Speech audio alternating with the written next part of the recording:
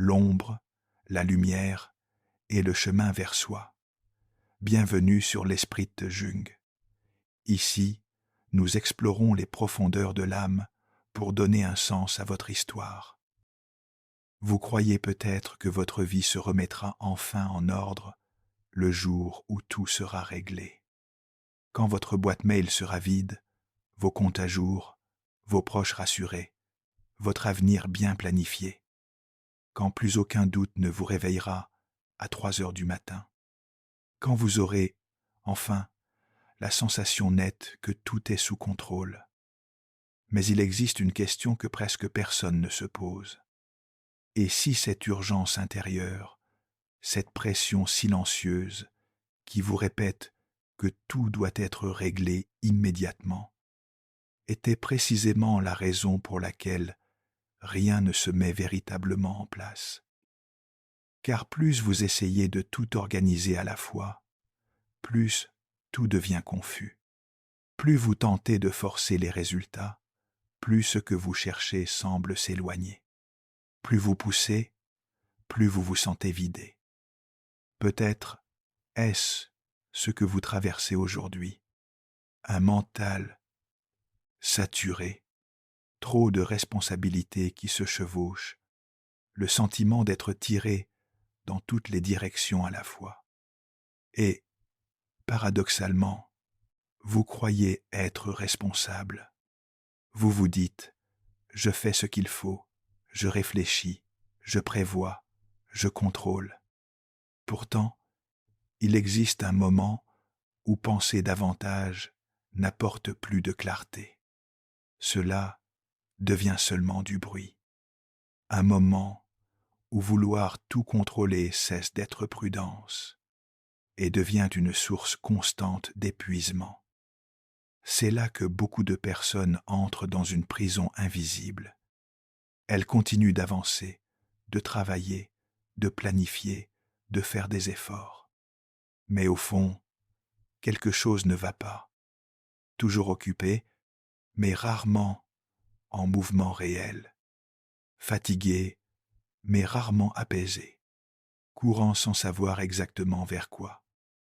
Et si la racine du problème n'était pas un manque d'effort, mais un manque de calme intérieur.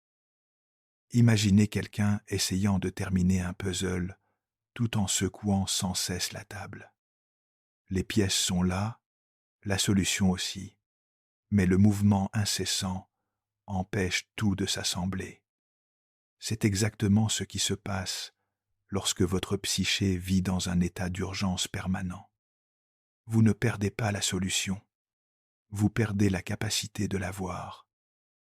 La plupart des gens pensent que les grands problèmes de leur vie viennent d'un manque d'intelligence, de compétences, de talent. Pourtant, très souvent, il ne s'agit de rien de tout cela. Il s'agit d'un manque d'espace intérieur, d'un manque de présence, d'une absence de ce socle tranquille qui permet de regarder les situations telles qu'elles sont et non telles que nos peurs les déforment. Carl Jung remarquait quelque chose de fascinant. Beaucoup de personnes ne souffrent pas seulement des faits de leur existence, elles souffrent de la manière dont elles les interprètent. Deux individus peuvent traverser la même épreuve et pourtant vivre deux destinées radicalement différentes. Non pas parce que la réalité extérieure change, mais parce que leur regard n'est pas le même. Pensez au nombre de fois où vous vous êtes inquiété intensément pour quelque chose qui n'est jamais arrivé. Aux nuits, perdues, à imaginer le pire. Aux heures passées, à anticiper des catastrophes qui ne se sont jamais matérialisées. À ce moment-là, tout paraissait urgent, réel, grave. Mais avec le recul, vous voyez qu'une grande partie de cette souffrance est née dans votre propre esprit, non dans les faits. Lorsque le mental ralentit, quelque chose d'essentiel devient possible. Il distingue peu à peu la réalité de l'imaginaire. les problèmes réels des projections inutiles, l'urgence authentique de l'anxiété déguisée. Et alors, sans bruit spectaculaire, la vie commence à se réorganiser. Non pas parce que le monde se transforme soudain, mais parce que votre regard devient plus net. Voici une première histoire. Il y avait une psychologue de 52 ans, très respectée dans son milieu. Elle vivait entre ses consultations, les soins à sa mère âgée et les messages constants de ses enfants adultes qui lui demandaient conseil pour tout. Ses journées étaient remplies, ordonnées en apparence. Elle se levait tôt, préparait le café, consultait, répondait aux courriels, organisait la semaine familiale. Elle croyait incarner la figure solide, celle qui tient tout. C'était son rôle depuis toujours, la responsable, la fiable, la forte. Mais peu à peu, une tension étrange s'est installée. Sa mâchoire restait crispée même la nuit, au point qu'elle se réveillait avec une douleur sourde irradiant jusqu'aux tempes. Dans sa poitrine, une pression constante, comme une main invisible qui serrait. Elle continuait pourtant à fonctionner, à donner des conseils sur la gestion du stress, à parler d'équilibre à ses patients.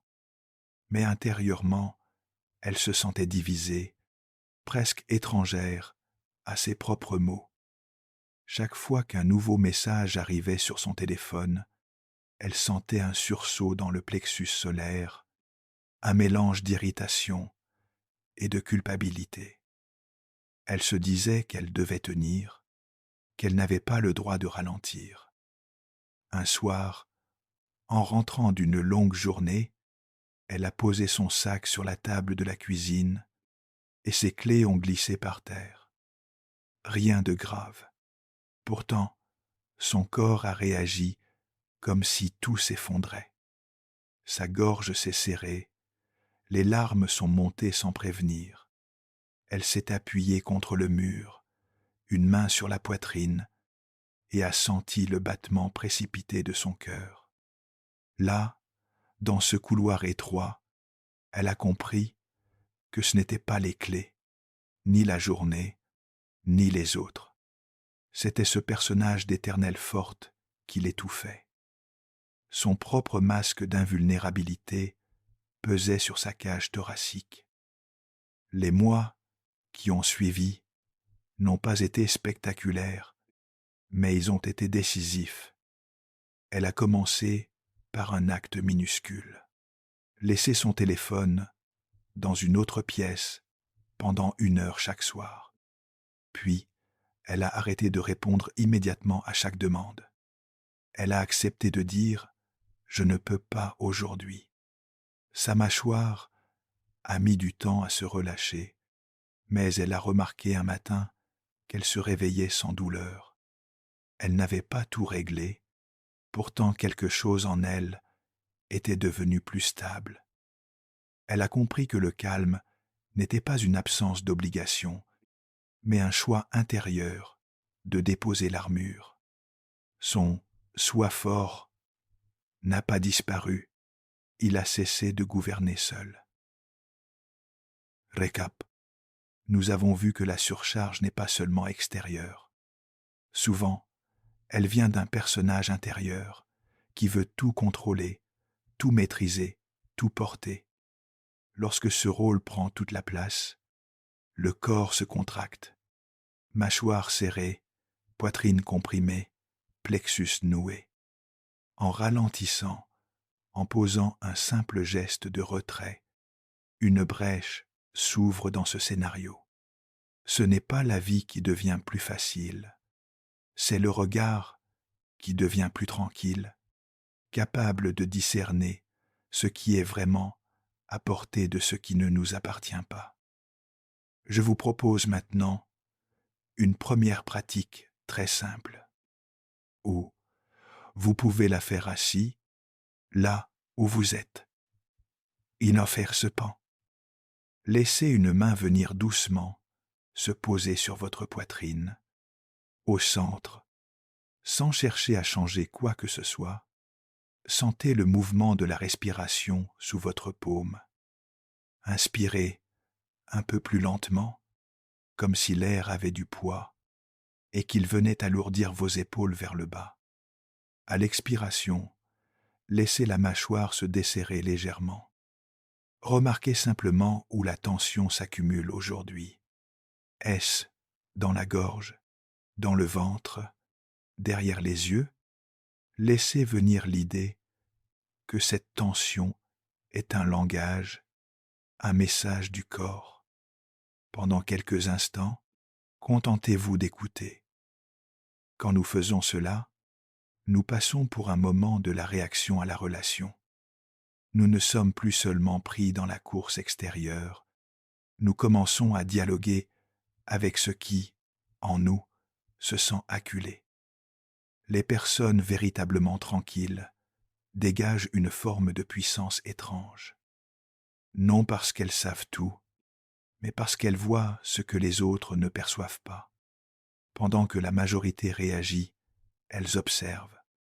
Pendant que d'autres paniquent, elles écoutent la situation se dévoiler. Elles ne cherchent pas à contrôler chaque détail. Elles se demandent où se trouve le point vivant ici.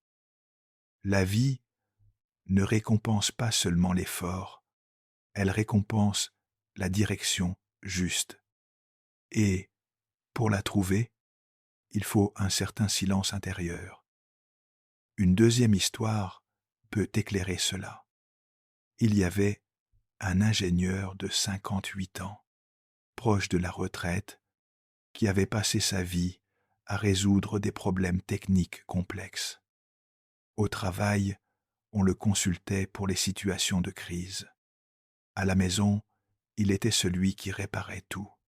Les factures, les fuites, les ennuis administratifs de toute la famille. Son identité était construite autour de ce rôle, celui qui trouve une solution. Ses journées avaient un rythme presque militaire, ponctué par les notifications, les délais, les appels. Pourtant, depuis quelques années, quelque chose en lui résistait. Au milieu de réunions banales, il sentait parfois une boule dure dans le plexus solaire, comme un nœud impossible à défaire. Sa respiration se bloquait. Il serrait les poings sous la table pour que cela ne se voie pas. La nuit, réveillé, il avait l'impression qu'il manquait d'air, puis il se levait, ouvrait son ordinateur et se noyait dans des tableaux Excel pour ne pas sentir ce vide. Plus il s'accrochait au contrôle, plus la pression intérieure augmentait. Un dimanche matin, alors qu'il rangeait des dossiers à la maison, son fils adulte est passé prendre un café. Au milieu d'une phrase, son fils s'est arrêté et a dit, tranquillement, « Papa, tu respires à peine. On dirait que tu es toujours en train de lutter contre quelque chose. » Ces mots ont fait vibrer le nœud dans son plexus. Pour la première fois, il a senti à quel point son corps entier était mobilisé dans un combat permanent. Il s'est assis, a posé une main sur son ventre et a pris conscience du tremblement discret sous ses doigts. 6 mois plus tard, son existence n'était pas devenue miraculeusement simple. Les factures existaient toujours, les problèmes aussi. Mais il s'était offert chaque jour quelques minutes de silence. Loin des écrans, il avait réduit sa tendance à tout résoudre immédiatement, acceptant parfois de dire « Je ne sais pas encore, je vais y réfléchir tranquillement ». Lors, le nœud dans le plexus n'avait pas totalement disparu, mais il était moins constant, moins tyrannique. Il avait découvert qu'il pouvait rester présent, même quand tout n'était pas sous contrôle. Il avait cessé de confondre efficacité et tension. Il comprenait que sa vraie force n'était pas sa capacité à tout réparer, mais à rester humain, respiran, au cœur de l'inachevé. Récap. Nous avons exploré comment un rôle intérieur, celui qui doit résoudre, peut transformer la vie en champ de bataille permanent. Quand tout devient urgent, le corps parle à travers des nœuds, des blocages, des insomnias. En reconnaissant ce langage somatique, un espace différent s'ouvre, celui où nous pouvons suspendre la réponse immédiate, accueillir l'inconnu et laisser émerger une autre manière d'être en lien avec la difficulté. Je vous invite à une deuxième pratique, plus intérieure encore. Fermez légèrement les yeux, si c'est possible, là où vous êtes. Posez une main sur votre ventre, l'autre sur votre poitrine. Sentez la différence de mouvement entre ces deux zones. Peut-être que l'une est soulevée, l'autre presque immobile. Laissez 3 respirations venir, un peu plus lentes. À chaque expiration, imaginez que vous déposez au sol un petit poids, une attente, une obligation, une inquiétude qui n'a pas besoin d'être résolue maintenant. Ne cherchez pas à vous calmer de force, contentez-vous de remarquer de quelle façon votre corps répond à ce simple geste. Dans cette qualité de présence, la frontière entre le conscient et l'inconscient devient plus poreuse. Jung dirait que nous offrons à la psyché un royaume moins encombré, où des images nouvelles peuvent se présenter. Beaucoup de personnes passent des années à croire que la paix viendra avec la prochaine réussite, la prochaine relation, le prochain objectif atteint. Elles vivent dans une course intérieure qui ne s'arrête jamais, même lorsque, de l'extérieur, tout semble aller plutôt bien. Ce mouvement perpétuel est souvent alimenté par une partie de l'ombre que Jung connaissait bien. La peur d'être inutile, la peur de n'avoir plus de rôle. Dans la transition de milieu de vie, cette peur se fait plus audible. Les anciens masques, l'épouse parfaite, le professionnel irréprochable, le parent toujours disponible, commencent à se fissurer. Quelque chose en nous refuse de continuer à jouer le même rôle sans fin. Une troisième histoire peut illustrer ce moment. Il y avait une professeure de littérature de 60 ans, passionnée par les mots, reconnue dans son établissement. Ses enfants avaient quitté la maison, son mari était souvent en déplacement. Elle remplissait les silences avec des corrections de copies, des tâches administratives, des engagements associatifs. Son agenda ne laissait presque aucun blanc. Elle se disait « C'est mieux ainsi, j'ai resté utile ». Pourtant, depuis quelque temps, un poids discret s'installait dans sa gorge, comme si des larmes anciennes restaient coincées là.